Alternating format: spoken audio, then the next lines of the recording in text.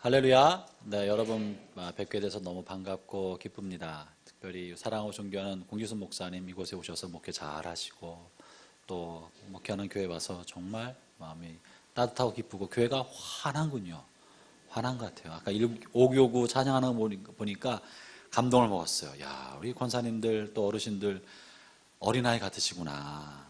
정말 천국을 소유하신 어린아이처럼 이렇게 막 흔들면서 야, 여러분 이런 교회가 복받은 교회예요. 어르신들이 무게 딱 잡고 니네 어떻게 하나 보자 팔짱 끼고 있으면 교회가 무거운데 어르신들이 다 권위를 내려놓고 어린아이처럼 하니까 모두가 다 어린아이처럼 밝아질 수 있고 다 우리가 주님 앞에 자유로울 수 있어 주잖아요. 어르신들이 먼저 이렇게 해주시니까 여러분 복받은 교회입니다.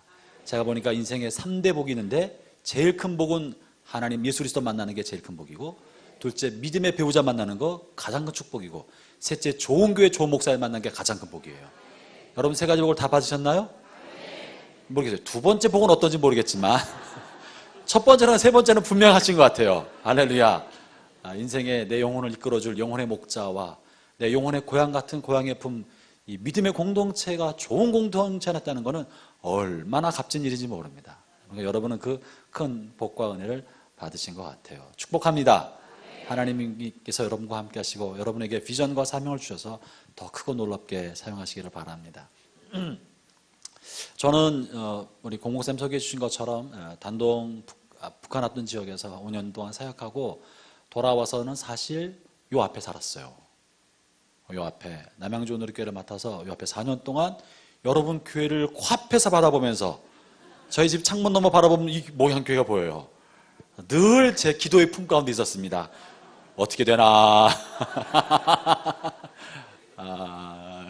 기도 가운데 있었고 그러면서 그리고 지난 2014년 6월 달에는 월드비전이랑 같이 주일 저녁이 아마 그래서 콘서트를 6월 달 같이 할 때 제가 같이 참여하고 있었습니다. 그래서 마음에 있었던 곳인데 이렇게 또 여러분을 뵙게 돼서 정말 제 마음에 반갑고, 또 좋은 동역하는 목사님께서 신방하는 교회라 여러분 이 교회 안에 하나님의 은혜와 비전이 더 크게 자라나서 이 구리가 좀 있으면 이제 월드 디자인 시티가 들어오잖아요.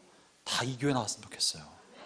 그래서 이 좋은 목사님, 좋은 목회자, 좋은 교회 품 안에서 잘 성장하도록 털을 더 잘 닦아 놓으시고 큰 물꼬를 대비해서 물길을 준비하시기를 축원합니다. 물길이 좁으면요 큰 물이 밀려놓을 때 논밭을 쓸어갈 수가 있어요. 물길을 잘 닦아 놓으면 큰 물이 밀려오면 다 저수제 받을 수 있는 거예요. 여러분에게 비전과 경륜이 준비되어 있으면 밀려오는 홍수를 품 안으로 저수지로 다 담을 수 있을 것입니다. 그 은혜가 있기를 축원합니다. 준비된 교회인 줄 믿습니다. 계속 말씀의 훈련, 또 기도 훈련, 예배 훈련, 섬김과 봉사의 훈련으로 잘 준비되면 누가 들어와도 착착착착 들어가서 각자 주신 은사대로 봉사하고 말씀으로 은혜 받고 예배에 감격하고 말씀으로 치유 회복이 되는 그런 교회가 될 거라고 생각합니다. 얼마 전에 영화를 한 편 봤는데요. 참 좋은 영화를 봤어요. 또 여러분에게 소개하고 싶습니다. 곧 그 영화가 막 내릴지 모르는데 권면합니다. 리즌이라는 영화인데 우리말로 부활? 보신 분 계시나요? 이런 기도와 말씀은 보시고 문화생활을 안 하시는구나. 이 리즌이라는 영화는 예수님이 십자가에 달려 돌아가실 그때부터 부활하셔서 며칠까지 어간의 일을 예수님의 입장이 아니라 예수님 십자가에 못 박도록 집행한 로마 호민관, 군인의 입장에서 본 거예요. 자기가 못 박고 무덤에 해놨는데 이제 누굽니까? 대제사장들이 예수님이 살아생전에 부활한다는 말을 했기 때문에 제자들이 시체를 훔쳐갈지 모른다. 튼튼히 지켜달라고 당부하니까 할 수 없이 로마 총독의 인장으로 도장을 찍고 무덤을 봉합니다. 사람 지키게 하죠. 근데 3일 만에 문이 열리고 예수님의 시신이 없어져 버린 거예요. 그러니까 이것을 감독받고 있는 책임을 맡은 로마 군인 호민관의 입장에서 큰일이 벌어진 거예요. 이건 분명히 그 제사장들이 말하는 것처럼 이 영화 다 말하면 안 되는데 스포일러가 되지 않도록 조금만 말하겠습니다. 분명히 무슨 누가 훔쳐간 건데 이걸 어떻게 된 건가? 이거 큰일 났다고 생각해서 예수님의 시신을 찾으러 백방을 소문하고 다니는 게 그 영화의 주요 스토리입니다. 도대체 어떻게 된 건가? 그러면서 시신을 찾으러 다녔는데 뭔가 그때부터 이상한 일들을 보기 시작하는 거예요. 진짜 살아날 수도 있었겠구나. 뭔가 살아날 수도 있었겠구나. 그런 지적 갈등, 구도적인 마음으로 그게 사실인가 여부를 추적하면서 영화가 진행됩니다. 여러분, 넌 크리스찬이 볼 때도요, 예수님이 정말 역사적 사실로 부활할 수 있겠구나라는 것을 알려주는 감동적인 영화입니다. 결국 그가 부활하신 예수님을 만나요. 그리고 그 영화의 마지막 장면은 호민관에 인장 반지를 끼고 있었는데 자기가 이제 허름한 옷을 입고 예수님의 삶을 쫓아가는 삶을, 제자의 삶을 살겠다고 결단을 해요. 그리고 이제 영화 마지막 장면에 어느 허름한 음식점 같은 데를 들어가서 빵 한 조각과 물 한 음료수를 얻어 마시고 있는데 그 허름한 주인이 그러는 거예요. 당신을 보니까, 반지를 보니까 호민관이신 것 같은데요. 옷이 너무 남루하거든. 어떻게 된 겁니까? 무슨 일입니까? 그랬더니 이 사람이 호민관의 반지를 딱 빼서 딱 줘요. 밥값으로 주면서 I believe I can never be the same. 내 생각에 나는 이제는 더 이상 옛삶으로 돌아갈 수 없다. 나는 예전과 같아질 수 없다. 그리고 호민관 반지를 딱 밥값으로 빼주고 길을 딱 떠나는 거예요. 예수님의 제자로. 와, 내가 그때 큰 충격을 받았어. I believe I can never be the same. 옛날과는 옛날로 다시 돌아갈 수 없다. 나는 왜냐하면 부활하신 그리스도를 만나기 때문에 옛날 같은 삶을 살 수 없다는 거예요. 여러분, 오늘 제가 나누고 싶은 이야기는 그런 내용입니다. 이 80 넘은 노인, 80의 노인 모세, 40년 동안은 애굽의 왕자의 신분으로 호의호식하면서 당대 최고의 국가에서 최고의 신분과 지위를 누리며 자신의 삶을 살아왔어요. 그러나 인생 하나 삐끗하는 순간 살인자가 되고 도망자가 되어서 미디안 광야로 쫓겨나가서 광야에서 가장 천민의 삶, 애굽인들이 제일 싫어하는 양똥치는 삶을 40년 살아왔습니다. 그리고 인생의 모든 걸 포기했어요. 다 끝났지. 애굽에서의 부귀와 영화는 다 옛날이야. 다 끝났지. 내 인생 이걸로 그냥 마감하는 거지. 그러고 있던 즈음에 산에 올라가서 양치는 그날 호렙산 떨기나무 가운데 불꽃을 만나고 불꽃 속에서 말씀하시는 주의 음성을 들으면서 그의 인생은 완전히 달라졌습니다. 자신이 상상하지도 못했던 방법으로 삶이 바뀌었습니다. 그리고 감당할 수 없는 어마어마한 일을 해낸 노인이 되어버렸습니다. 여러분, 누구든지 하나님을 만나고 그리스도를 만나면 변화되는 거예요. 바뀌는 거예요. 이전과는 비교할 수 없는 새로운 삶을 갖게 되는 것입니다. 유한자가 무한자와 충돌하면요, 유한 속에는 무한이 침투해 들어오는 거예요. 그래서 그 사람 속에 영원하신 하나님을 만난 사람은 그 사람 가슴 깊은 곳에 영원성을 품게 돼 있어요. 와, 이런 게 있었구나. 이게 있단 말이야. 영원성을 품은 그 사람은 유한적 삶으로 다시 돌아갈 수 없습니다. 그 안에 뭔가가 있는 거예요. 뭔가 표현할 수 없는 무언가가 있어서 삶의 방향이 질적으로 바뀝니다. 이미 여러분이 그런 분인 줄 압니다. 저는 다시 한번 여러분의 마음속에 주님과 부딪혔던, 임팩트를 경험했던, 충돌했던 그 은혜의 불꽃이 다시 일어나기를 축원합니다. 여러분, 불꽃은 예수 만난 사람은 다 가슴에 펴 있어요. 구원의 불꽃은 절대 꺼지지 않는데 다만 사그러지고 한번 갈 뿐이에요. 흔들흔들 꺼져서 그냥 꺼질 듯 말 듯하게 되어 있는 거예요. 불꽃은 꺼지지 않으나 꺼질 듯 말 듯 있는 듯 없는 듯 살아갈 수가 있어요.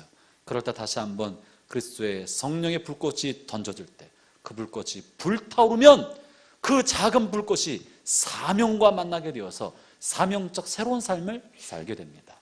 여러분 안에 또 이 지역을 품을 수 있는 사명의 불꽃이 다시 임하기를 축원합니다. 오늘 그래서 제가 살펴보고 싶은 것은 사실은 이 모세가 아니라, 모세는 그렇게 하나님의 임재 불꽃을 만나서 다 전혀 새로운 삶을 살게 되었는데, 오늘 제가 살펴보고 싶은 것은요, 모세가 하나님의 불꽃을 경험할 수 있게 만들었던 통로, 그게 무엇이죠? 좀 전에 성경을 읽었는데 보기는 보았으나 남는 게 없을 수 있어요. 듣기는 들었으나 기억이 안 날 수가 있는 거예요. 모세가 하나님을 어디서 만났습니까? 호렙산 떨기나무 불꽃 가운데 만났어요. 이 떨기나무를 좀 살펴보고 싶은 거예요. 하나님의 불을 모세가 담은 것이 아니라 광야에 있는 떨기나무가 하나님의 임재의 불을 담았고 그 떨기나무 속에서 하나님의 음성이 들려 나왔어요.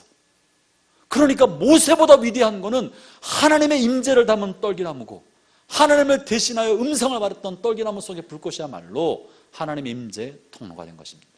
저는 우리 인생 어떻게 하면 우리가 하나밖에 없는 짧은 생애가 하나님의 임재의 불꽃을 담고 그분의 임재를 담고 살아가는 떨기나무처럼 될 수 있을까요? 여러분, 떨기나무는 왜 하나님께서 하필이면 이 떨기나무를 주님의 임재의 통로, 말씀의 통로, 모세에게 들려주는 은혜의 통로로 삼았겠습니까? 떨기나무가 특별한 거예요. 떨기나무 어떤 나무냐면요, 덤불나무예요. 그냥 광야에 흔하디 흔한 덤불나무예요.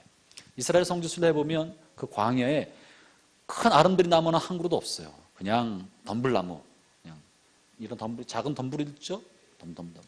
그 덤불은 무슨 그늘이 없어요. 덤불이 무슨 그늘이 있겠습니까? 지나가는 여행객이나 지친 사람들 뜨거운 태양볕 아래 쉴 수 있는 그늘을 주지 못하는 나무예요. 그리고 뭐 목재가 굵지 않으니까 무슨 커다란 목재로 삼을 수도 없어요. 얇은 뭐 그냥 줄기로 되어 있는 덤불이기 때문에 목재로도 쓸 수 없고 그늘도 주지 못하고 쓸모없는 볼품없는 흔하디 흔한 나무, 이것이 떨기나무입니다. 왜 주님께서 모세를 만나는 당신의 임재의 통로, 말씀의 통로, 주님의 도구로 떨기나무를 택하셨을까요? 그것은 하나님이 쓰시는 사람이 어떤 사람인 줄을 보여주는 것입니다. 하나님 어떤 사람을 쓰시나요? 하나님은 아름드리 큰 나무, 굉장한 영향력을 가지고 있는 큰 나무로 쓰는 것이 아니라 볼품없는 나무, 흔하디 흔한 나무, 잘난 것 하나도 없는 나무, 뭔가 쓸만한 곳이 아무것도 없는 그 흔하디 흔한 그 떨기나무를 선택하는 것입니다. 원래 하나님께서도요, 어떤 사람을 쓰시나? 제가 이렇게 보니까요, 볼품없는 사람을 쓰십니다. 그냥 흔하디 흔한 사람을 씁니다. 뭐 잘난 것도 하나도 없어요. 특별한 것도 없어요. 보잘것 없어요. 그런 사람을 선택해서 씁니다. 예수님의 12제자를 보십시오. 그들 중에 제대로 배운 사람이 누가 있습니까? 대부분 어부였어요. 베드로, 야고보, 요한, 안드레, 어부였었어요. 별 볼 일 없는 사람이었어요. 마태, 세리장이었었어요.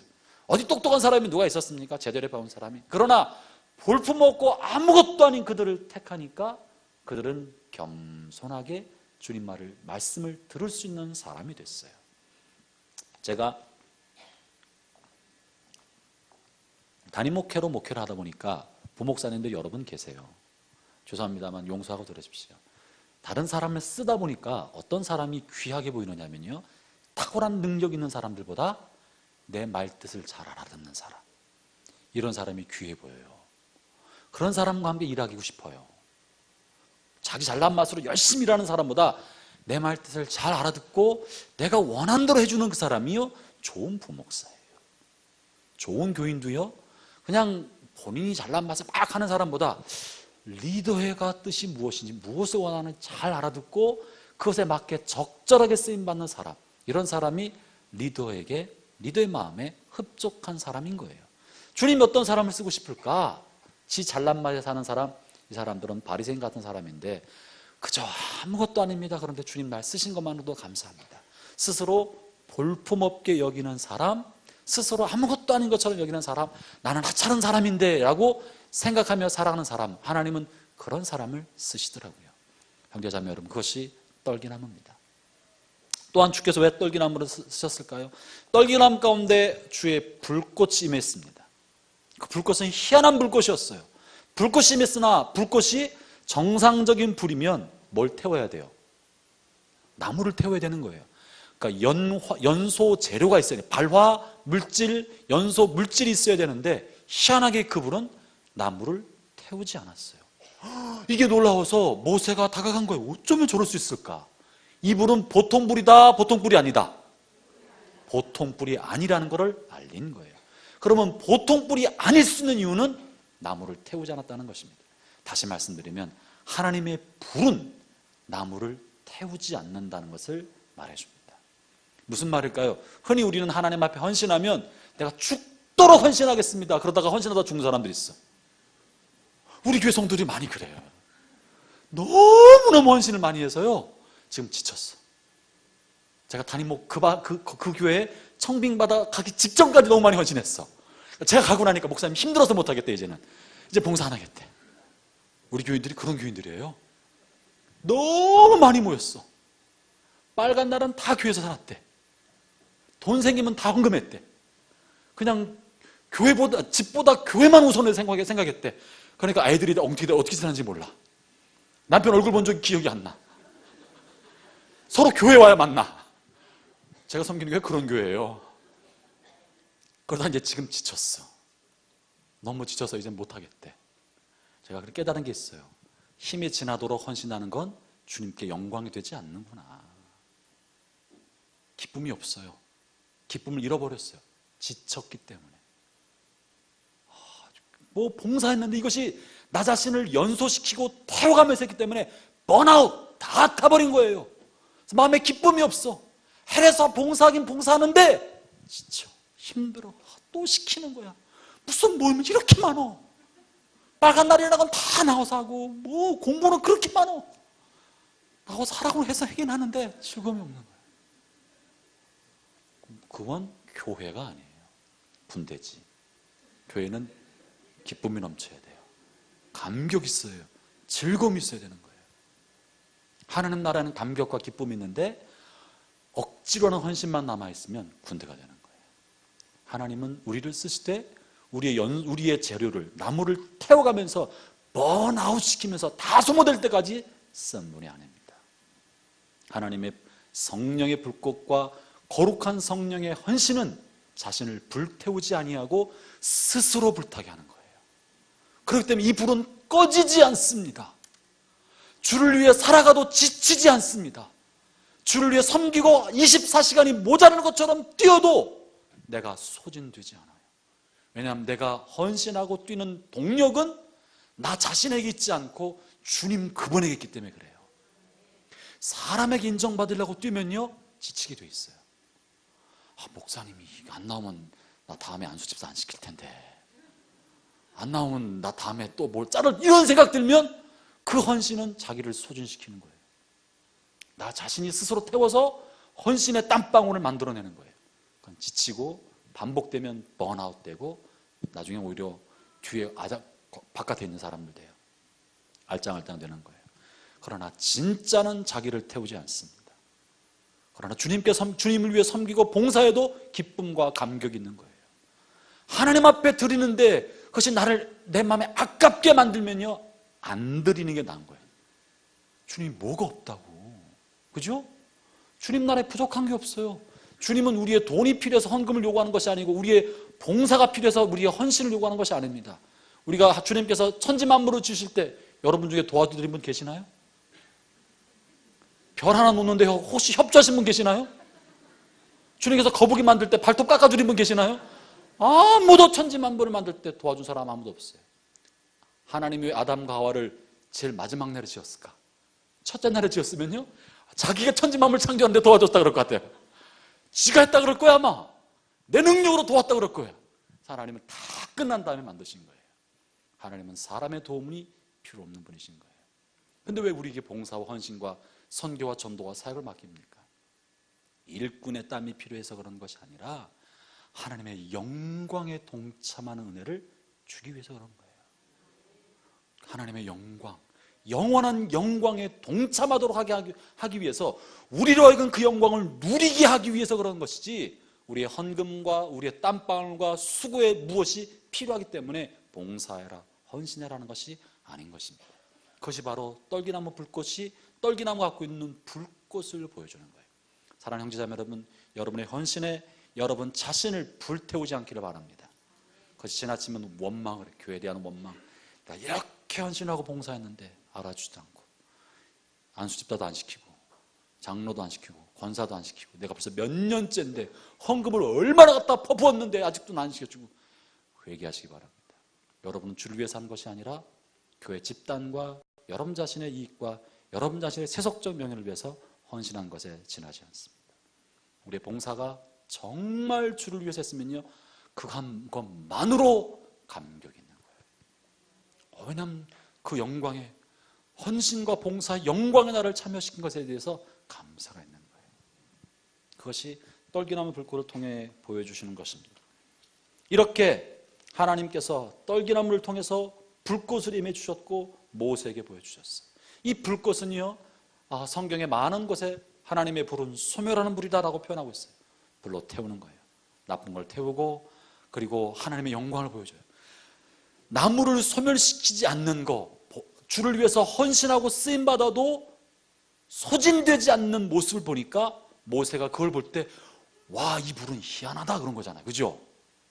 우리가 주를 위해서 섬기는데 기쁨과 감격한 마음으로 섬기고 나 자신을 정결하고 거룩하고 진실함 가운데 있을 때 세상 사람들이 우리 안에 있는 불을 보면, 와, 저 불 희한한 불이네, 저리 집사님 희한하다, 그렇게 하루 종일 직장에서 일하고 저녁 때 또 교회 가서 봉사한다고 하고 또 교회 무슨 모임 간다고 하면서도 피곤한 내색이 없고 다음날 직장에 나오면 싱글벙글 즐겁게 그렇게 살 때 세상 사람들이 우리를 볼 때 이 나무를 태우지 않는 불꽃을 발견하고 희한하다, 뭔가 있나 보다라고 달려오게 되는 것입니다. 저는 여러분 안에 그런 불꽃의 담기를 축원합니다. 근데 세상 사람들이 여러분 보면 신기하게 생각할 거예요. 이 불 희한한 불이구나. 도대체 뭐가 있는 거야? 목양교 성도는 뭐가 좀 다르구나, 뭐가 있는 것 같아, 분명히 여기 뭐가 있어, 뭐가 있나 좀 보자 하고 저 문을 열고 들어올 줄로 믿습니다. 그럴 때 그는 하나님의 영광의 불꽃을 만나게 되는 것이에요. 이 불꽃이 신약 성경에도 표현된 데가 있습니다. 신약 사도행전 2장에 꺼지지 않는 불꽃, 우리를 불사르지 않고 스스로 피는 불꽃이 있습니다. 우리 사도행전 2장 읽어보도록 하겠습니다.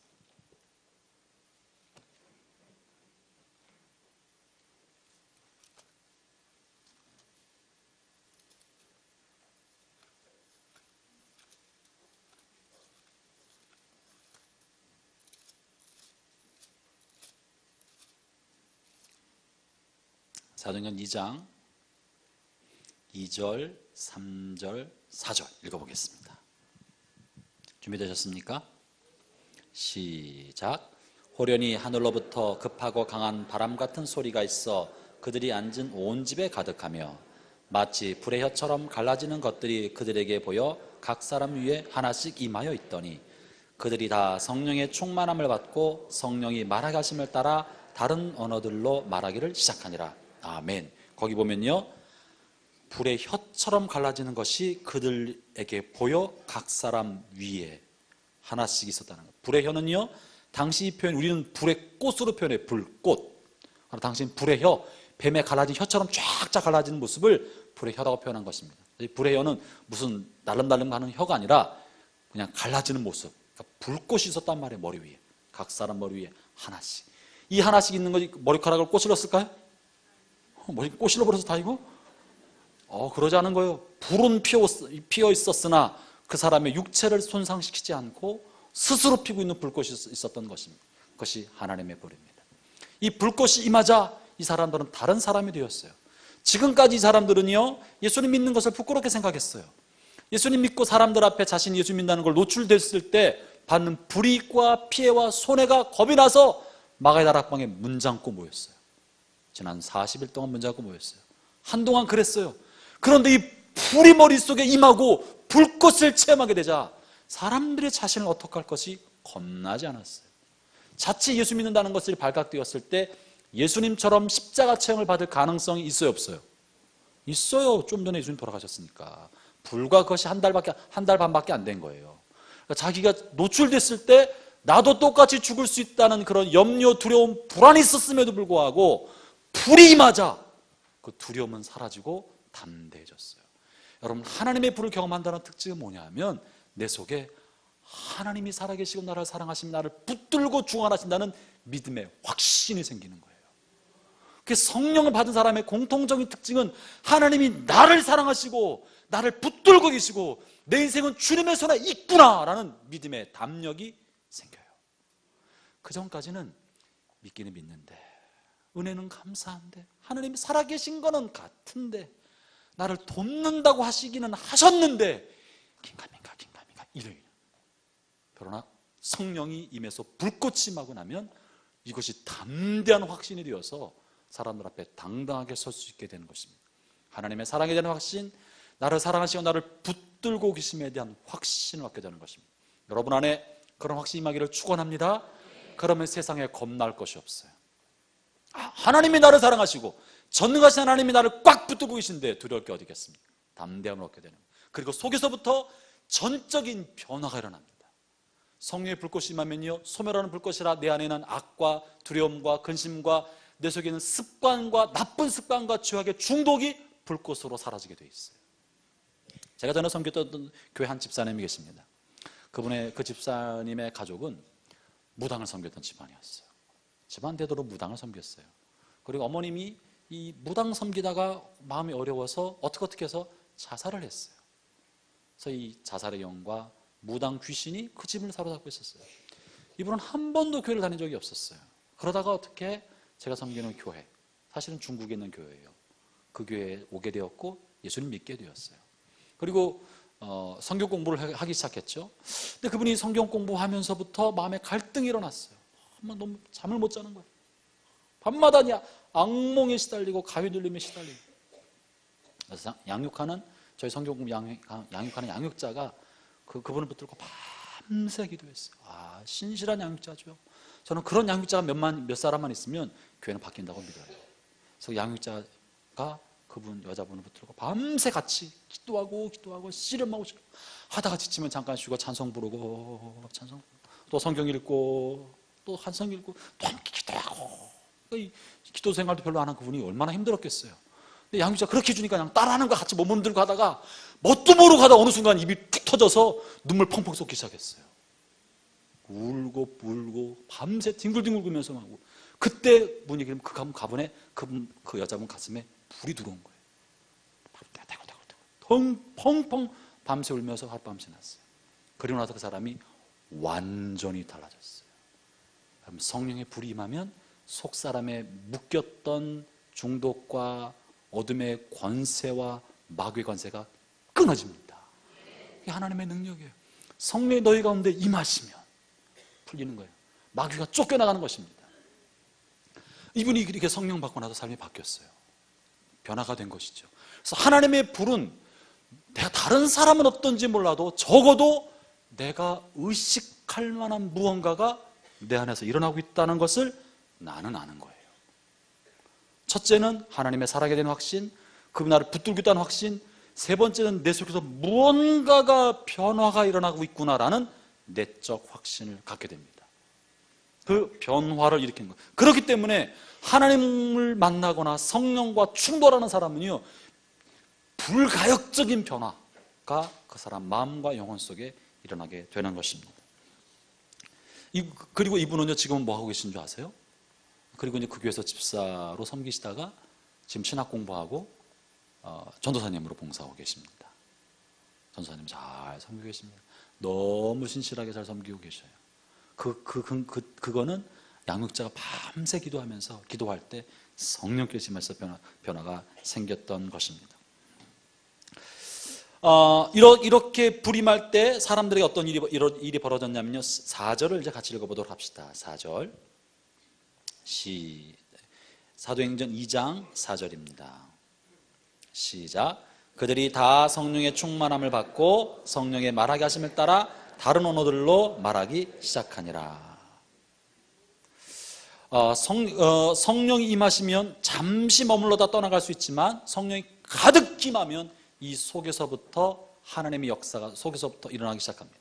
그래서 감추었던 죄들, 숨은 생각들, 부끄러웠던 것들이 다 터져나와서 마치 속에 있었던 오물들이 토하는 것처럼 다 튀어나오기 시작해요. 우리 그 여집사님이 그러셨어요.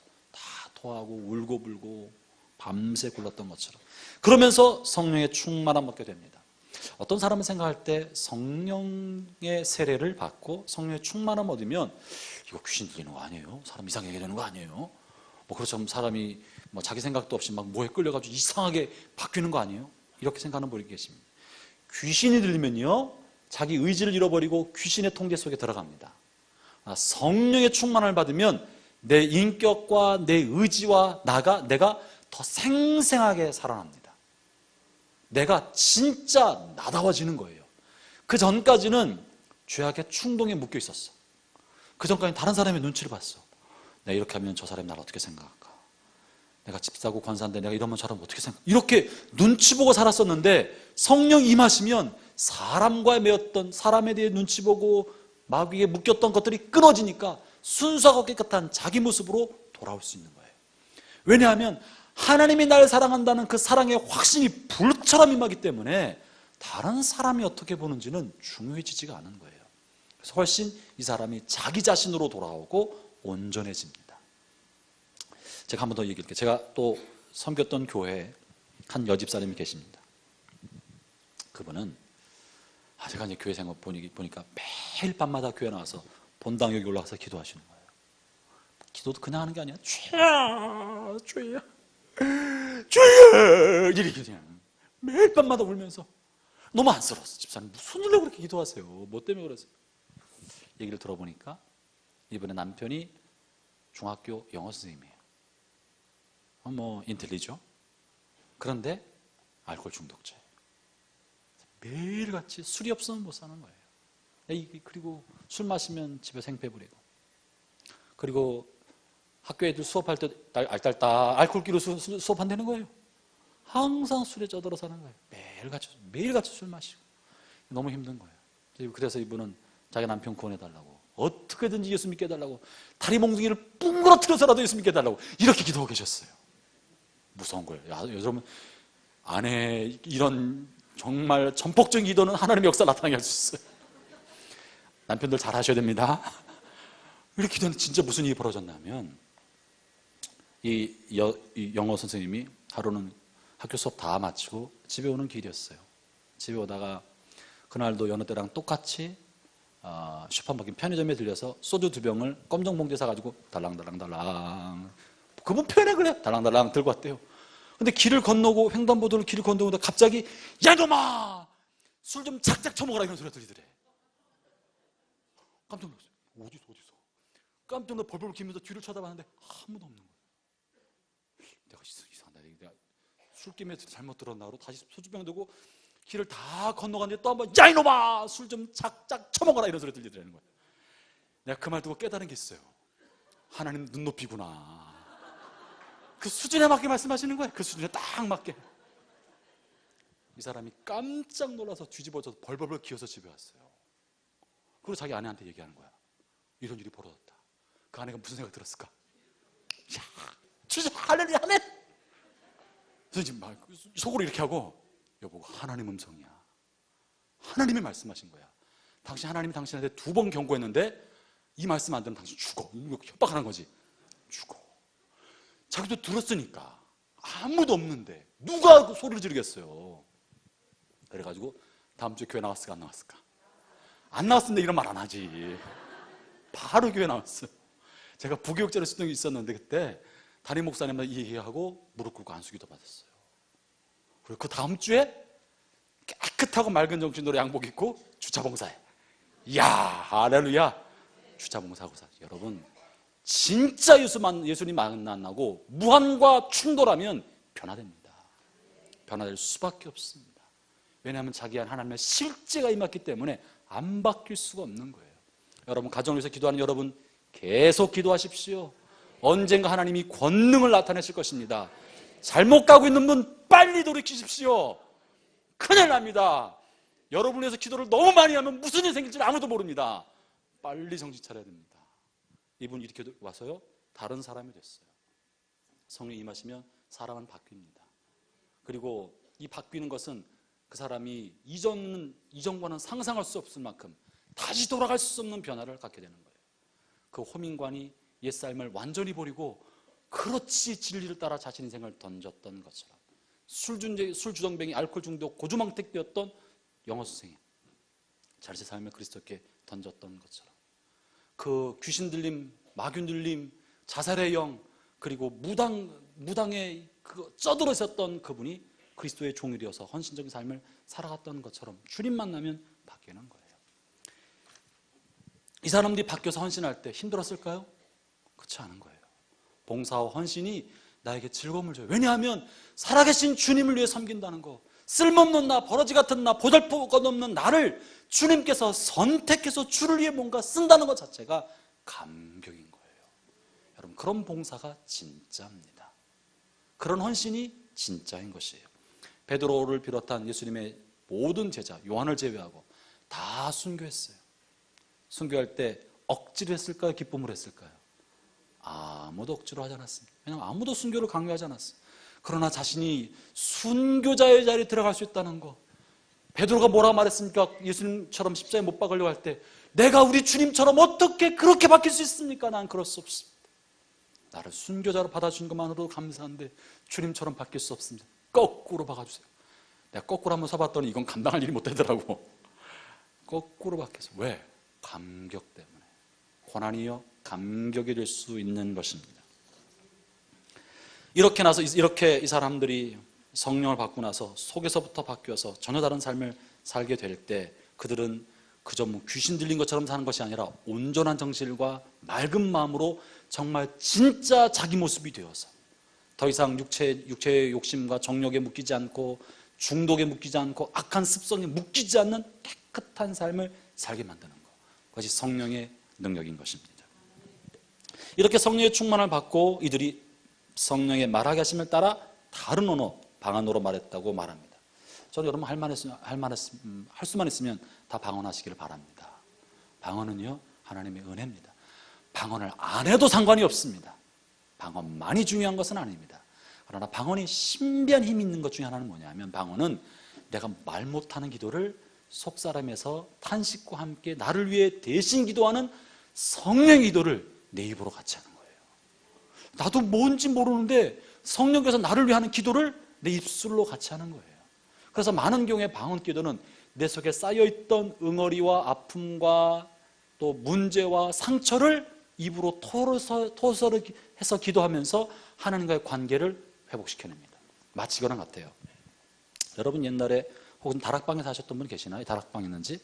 저희 집엔 다락방이 있었는데요, 집에서 무슨 물건이 생기면 집이 좁으니까 어디다 놔뒀어요? 다 다락방에. 족보도 다락방에, 애들 썼던 종합장, 책, 옛날 연습장 다 다락방에, 신문도 다락방에, 잡지도 다락방.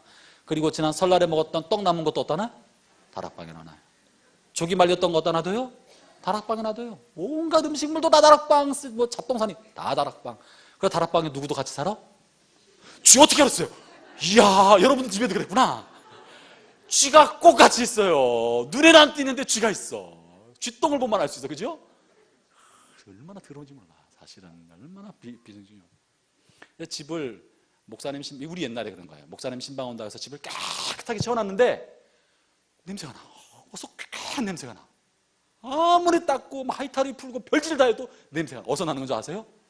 다락방에서. 똑같구나 우리 집이랑. 다락방에서 냄새가 나. 다락방에서. 우리 영혼이요 겉으로는 멀쩡한 것처럼 살고 성경 보고 예배드리고 찬송하고 다 해도 우리 안에 사람들에게 받은 상처, 속상한 거, 남편과 싸워서 생긴 마음의 상함, 애들 때문에 받은 상처, 시집살이 상처, 또 친정에서 속상한 일 받아서 생긴 상처, 본가의 상처, 이러저런 상처들이요 사람들에게 표현하지 못하고 어디다 둬요? 무의식의 다락방 속에 다 채우는 거예요. 보이지 않는 무의식의 다락방 속에 다 던져놔서 우리 안에는 온갖 상처와 아픔과 감정의 쓰레기가 다 차 있어요. 보통 때는 안 나오다가 조용하면 악취로 풍겨나.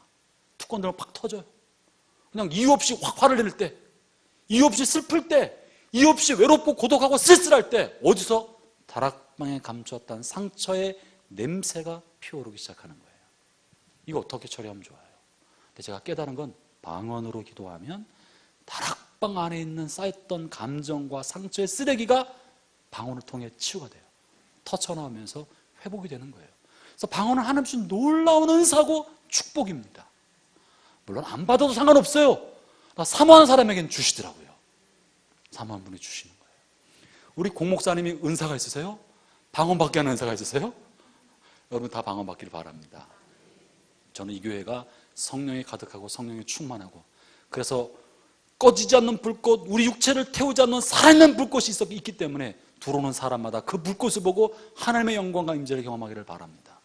내가 아는 저분은 분명히 상처를 많이 받은 분인데, 내가 아는 부부는 남편을 잃고 애들 고생해서 인생이 쩌들어서 정말 절망과 낙심과 한숨 속에 살아갈 뿐인데 와서 봤더니 환하게 웃고 있어. 인생을 행복하게 살아가. 이런 모습을 볼 때 세상은 충격과 도전을 받는 것입니다. 우리 안에 있었던 정서와 감정의 쓰레기, 방언을 통해서 치유 회복을 할 수 있는 거예요. 그렇기 때문에 예수님이 돌아가신 다음에 제자들이 상처가 많았고 한숨도 많았고 두려움도 많았는데 방언이 터져나오기 시작하면서부터 속에 있는 두려움과 근심이 싹 씻김받게 되었어요. 그러고 나니까 바깥에 나가서 담대하게 복음을 전할 수 있게 된 것입니다. 형제자매는 이번에 4주간의 부흥성회를 하면서 여러분 안에 있는 아픔과 상처에 쓰레기 같은 감정의 찌꺼기들이 치유되기를 축원합니다. 사모하십시다. 사모하는 자에게 하나님이 주시는 거예요. 구하고 찾는 자에게 선물로 주시는 것입니다. 목마른 자에게 주시는 거예요. 문을 두드린 자에게 문을 열어주시고 찾고 간구하는 사람에게 하나님이 선물로 주십니다. 그것은 무엇을 주겠다고 말씀하셨느냐 하면 성령을 주시겠다고 하신 거예요. 떡을 주는 것이 아니고 그저 생선을 주는 것이 아니라 찾는 자에게 성령을 주시겠다는 것이 하나님의 뜻이고 약속의 말씀인 것입니다. 이제 말씀을 마무리하려고 합니다. 모세 인생 40년은 영광스러운 삶을 살았고 세상에서도 잘 나가는 삶을 살았습니다. 부러울 것도 없었습니다. 그러나 자기 힘으로 뭔가 해보려고 했을 때 좌절했었어요. 자기 힘으로 하나님의 일을 해보려고 할 때 오히려 사람들에게 따돌림 받고 버림받았어요. 하나님의 영광과 하나님의 일은 내 힘으로 하는 것이 아니에요. 그리고 그는 도망가서 미디안 광야에서 절대 절망과 포기와 낙심 속에 살아갔어요. 그랬던 그를 하나님께서 건져내셔서 성령의 불꽃을 보여주심으로 그 인생을 완전히 바꾸어 주셨습니다. 상처의 아픔과 또 열등감과 좌절감을 바꾸어 주셨어요. 그리고 나서는 한 번도 해본 적이 없었던 60만 대군의 지도자로 쓰임받게 된 것입니다. 형제자매 여러분, 짧게 살아온 우리 인생 하나님 손에 붙들려서 불꽃처럼 쓰임받기를 축원합니다. 하나님의 능력을 경험하기를 바랍니다. 하나님의 불이 여러분의 영혼 깊은 곳에 임하기를 축원합니다. 시간에 함께 기도할까요?